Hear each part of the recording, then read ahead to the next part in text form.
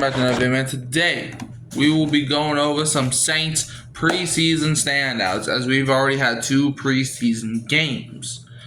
So let's, before we dive into it, I want to explain what a preseason standout in my eyes is.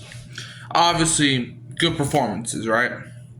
But especially good performances by guys who you wouldn't even have expected would be on the team. Okay, well, maybe that's a stretch, but still, you know what I mean. Whether that's defense, offense, special teams, kicker, punter, fans, coaches, I don't care. Let's dive into it now. Let's start with a rookie DB that's been showing out the last couple weeks. And that's Jordan Sanker. Safety, 3rd round pick out of Virginia Tech. Yes, sir. Look, I wanted to talk about rookie DB, but I didn't know if I should talk about Quincy Riley or Jordan Sanker. But I'm going to talk about Sanker because he is the guy that did get that interception on Sunday. He's a dog, man. When he hits you, you're going to feel his pain. The thunder! The thunder! Jordan Sanker. He sinks ships around here. He's the GOAT. Okay, maybe not that. But you know what I'm saying. I think we found our new Tyrann Mathieu replacement in Jordan Sanker. I do. I definitely do, man. I know we brought in Julian Blackman to be that replacement, but I think we've had him on the team all along. Welcome to the team, Jordan Sanker, again. Now I want to talk about a second-year wide receiver that is making a leap. He was a UDFA a year ago. He has 2 names that we're about to say right now. Mason Tip 10. This dude not only tipped 10s, but he tipped ball into his hands. Okay, I kind of lost the analogy. You know what I'm saying, man. Mason Tipton, last week, what does he do? He only catches 1 pass, but that pass he catches is a 54-yard touchdown. Touchdown. And this week, he catches 6 passes for 100 yards. I think he probably locked up his roster spot. I think it's going to be him I think it's going to be Chris Olave, Rashid Shaheed, Brandon Cooks, and your 4th guy as of now, Mason Tipton. And now, I want to talk about a new acquisition that in my eyes is kind of standing out. Okay? I like what I've seen from Devon Godchow so far. He hasn't played a lot. No, he has. But he's been stopping the run. And that's what we brought him in for.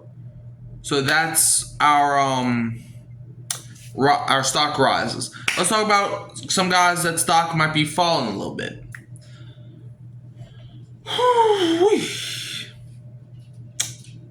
Man. So, somebody whose stock is fallen, he's a somewhat veteran who I think struggling to keep a roster spot as of now. It's Cam Akers, man. Last week he had 4 carries for 9 yards. This week he had 2 carries for 2 yards. It's never good when you have the same amount of yards as your carry total. It's never good. Never. Unless you have freaking 100 carries, it's never good. It's hardly ever good. So, yeah. I just don't think Cam Akers has what it takes to make this team. I think it's going to be Alvin Kamara. Kendrick Miller's going to be your number 2. Devin Neal, I still think will make the team. And you got Clyde Edwards-Helaire. Those are going to be your running backs this year. Cam Akers he doesn't have what it takes. He doesn't want it. Next guy, a draft pick that is not meeting expectations. Vernon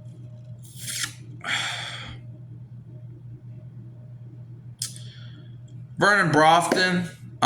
Look, I think he had a solid game on Sunday, but We need to see more of him. He played almost the whole game. Not the entire game, but he played the entire second half. We need to see more. We need to see more of Vernon Brofton. We need to see more of his growth. But we're not seeing that right now. So his stock is kind of falling right now. Come on, man. You were a 3rd round pick. Come on, Vernon. Do better. Now, a key injury or a disappointing performance. I'm going to start with the injury. Trevor Penning. We need to get him back on the field as soon as possible. Without, like I said during the Hurricane Mike show, we need an offensive line if we're going to have any success this season. So, if one guy goes down, our entire offensive line is cooked. Now, a guy that's on that offensive line that I feel like has disappointed me, Cesar Ruiz. He was a 1st-round pick back in 2020. And this man this man is so inconsistent. You never know what you're going to get from Cesar Ruiz. Come on, Cesar. You play in the Caesar Superdome. I need to see better performance out of you, Caesar. Come on, Caesar. Caesar right around the corner. I ain't trying to have my quarterback get killed again.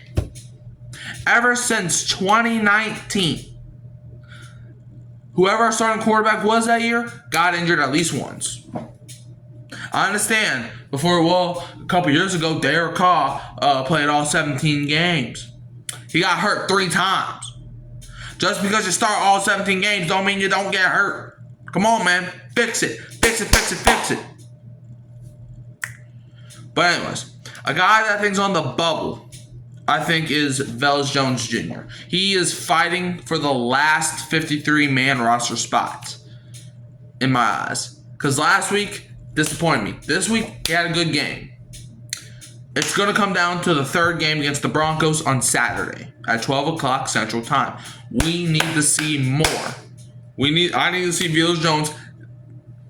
I need to see him return kicks. I need to see him run the ball. I need to see him catch the ball. I need to see a lot of Velus Jones because he's currently on the bubble, meaning that he's right there. If he just has a solid game Saturday, he might make the cut. Might. But yeah, those are my Saints preseason standouts, the follows. Yeah. You can also find me at Hurricane Mike, Kyle Phelps, and Kimi Roo, Who Dat Sports Podcast. Don't forget to like, subscribe, share, turn the bell on so you don't miss another upload. And I'm leaving you as always with the Who Dat. And don't be a Falcons fan.